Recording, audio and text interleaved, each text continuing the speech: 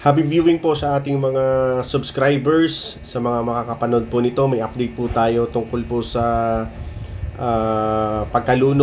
pagkamatay ng dalawang Ateneo Blue Eagles ballers nitong mga nakaraang araw. May update po tayo dito na ito po yung ating screenshot mula sa TV Patrol hinggil sa pagkamatay ng dalawang Ateneo basketball players. Lumalakad daw po yung mga players natin sa tabing dagat.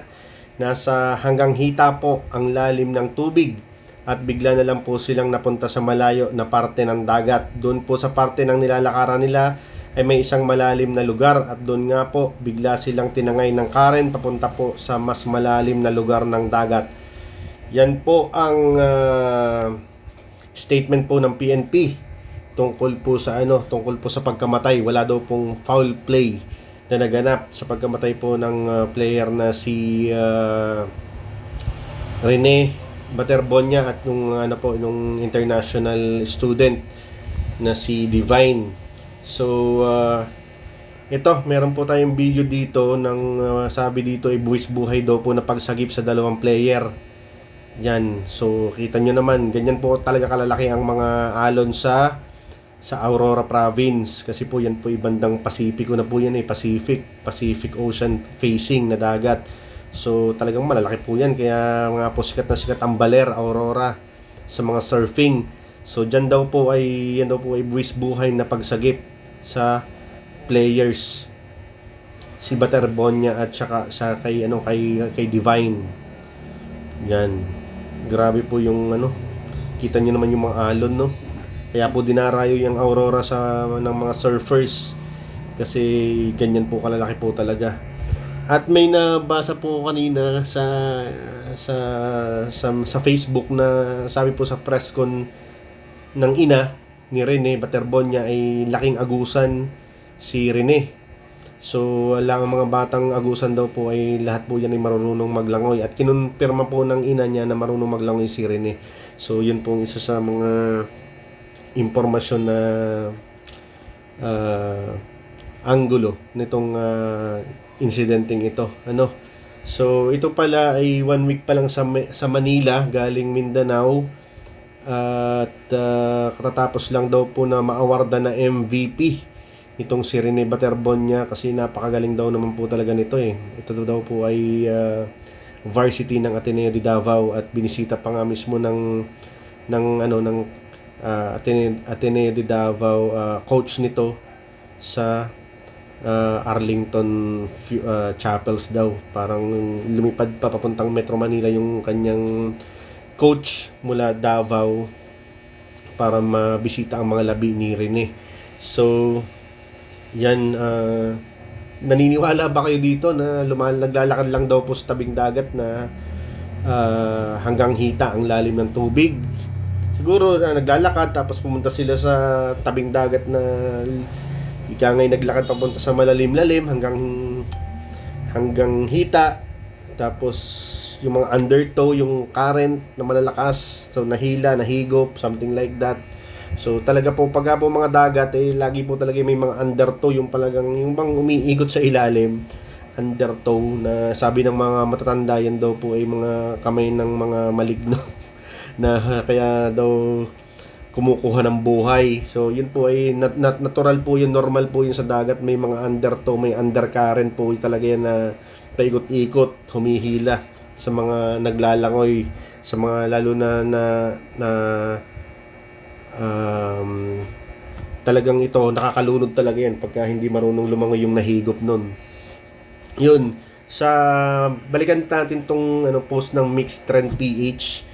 Basahin natin. Matapos ang trahedyang pagkamatay ng mga manlalaro ng Ateneo de Manila Blue Eagles sa sina Rene Baterbonia at Divine Adili, ito po ay international African student na magaling din, sa isang insidente ng pagkalunod habang nasa team building activity, ang ibinahaging kwento ng dating Blue Eagle na si Mike Nieto sa Balyahan Podcast tungkol sa kanilang mga karanasan sa team building sa Ateneo ay maaaring magbigay ng mas malalim na konteksto at kahulugan sa nakakalungkot na pangyayaring ito. Ito po yung kinote ng ni Mixed Trend PH dun sa podcast.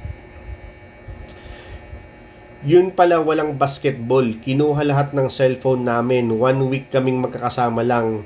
Hindi nyo po alam kung kailan kami gigisingin eh. Minsan biglang may alarm ng 3 a.m.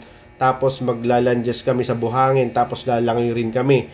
Siyempre yung iba nyo pong kasama hindi naman marunong lumangoy. So hindi nyo pwedeng iwan. Hanggang sa may isang time po si G-Boy Babylonia po. Meron po kasi dapat tatakbo sa buhangin tapos magsiswimming, iikot. Hindi po marunong lumangoy yung veterano namin. Si Coach Tab na po yung sumalba sa kanya. Parang sa takot rin po niya kasi muntik na siyang maka-aksidente ng player. Siya na rin po sigaw ng sigaw. Pero doon din po nabuo yung tinatawag namin na Band of Brothers. Yung culture po namin according to Mike Nieto sa podcast. So ito si nasabing Coach Tabs, nasan ba yun? Ito yung parang foreigner na coach ng head coach ng Ateneo. Yan siya. Tab Baldwins. Military like boot camp resurfaces after deaths of Baterbonia and Adili. So according to Billionaire News Channel po ito, bnc.ph. So nag-resurface, ibig sabihin na nadidiscuss ngayon sa mga podcast katulad nga ng nabanggit ni Mike Nieto na military like bootcamp, parang militar yung style ng pag-bootcamp nila sa mga player po ng ng Ateneo. Ito po si Baterbonia sa kaliwa, tapos ito naman po si Adili. Yan, napakababata po niyan. Ito si Adili, si Divine, mukhang ganyan naman talaga pagka mga Aprikano, mukhang matured na pero mga bata pa yan. Ito si Coach Tab Baldwin. Yan. Sikat na sikat yan ngayon. Tinatanong nga sa mga interview kung tuloy pa din daw ang UAAP campaign ng Ateneo eh. So, yun. Ito, may side comment tong si nd.gg page. Actually, hindi lang si Coach Tab Baldwin ang dapat magpaliwanag kung ano ang nangyari kina Rene Baterbonia at Divine Adili. Dapat ding magpaliwanag ang Ateneo. May mga dating Ateneo players at alumni na nagsasabing matagal nang may training activities na lampas sa traditional na basketball program. May isa pang dating atleta na naglarawan dito bilang deadly. Tandaan natin, hindi po mga professional athletes ang mga batang ito. Sila ay mga student athletes. Tama, tumpak, ang galing mo, on point ka dyan. Kasi naman tong NDGG page na to. Sa ilalim ng prinsipyo ng in loco parentis, may tungkulin ang paaralan na kumilos bilang pangalawang magulang. Kaya ang tanong, ginawa ba ng Ateneo ang lahat upang maprotektahan ang kaligtasan at kapakanan ng kanilang mga estudyante? Tama naman to. On point tong pagkakasabi ni nd.gg. Ang mga batang ito ay hindi mga professional athletes. Sila ay mga student athletes. Although matindi ang labanan dyan sa UAAP, pero mga student athletes lang po sila. So, yun. At kahapon nga na-discuss natin sa isang post po natin yung comment naman ni Kifi Chu, yung DDS vlogger po. Sabi nila, what if rich kid tong si Rene, what if high profile from another country tong si Divine? Siguro hindi ganito ang treatment na ibibigay ng Ateneo para sa coverage ng incidenteng ito. Yun, so nakakalungkot. Sabi nga maraming mga nagko-comment na mahirap maging mahirap. So pagka ganitong sitwasyon, parang may mga unfair na mga dilema na ika nga ay ikinalulungkot ng mga tao, ng mga netizens. Yun yung mga nagiging comments kahapon na nabasa natin habang nagte-trending tong pagkalunod ng dalawang player na to. So ito kahapon din nga pala nagpost si Coach Al Francis Chua. Ito, napapanood ko pa to dati. Hindi ko lang alam kung saan siya nagko-coach ngayon. Pero nung mga panahon dati, parang Hinebra tong kino-coach nito or hindi ko matandaan. Hindi man ako mahilig manood ng PBA. Pero kilala ko to si Coach Al Francis Chua. At may post siya, cryptic post. Do you want justice? Talagang naka-raised fist pa. Ang gusto lang ng dalawang bata, ito yung pinaka-caption niya. Ang gusto lang ng dalawang bata, mag-basketball, nasira ang pangarap nila. Sinundan pa niya ng napakaraming exclamation points. So yan, napareact tayo dito ng angry. Tapos 3.5k shares. Yan. So sana mabigyan ng katarungan, maliwanagan tayo, magsalita ang mga liable sa nangyaring ito. At sana mabigyan pa rin ng kung kaukulang tulong, ustisya ang mga biktima, hindi lang si Rene kundi yung batang Aprikano, si Divine Adili, na mabigyan din ng sapat na tulong at hustisya kung ano man ang nararapat na matanggap nila. Kung sana nagkakamali tayo na mayroong foul play or something, sana mali tayo at pero sana mabigyan ng liwanag sa mga susunod na araw at mabigyan ng maayos na coverage itong nangyaring ito na nakakalungkot.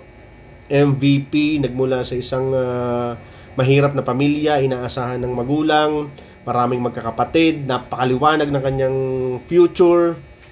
Ang batang ito, si Rene, syempre itong si Divine, pero nagwakas lahat sa isang hindi natin alam kung may kapabayaan bang nangyari in behalf of the team, in behalf of the school, o sadyang minalas lang tong dalawang to habang namamasyal according to the PNP.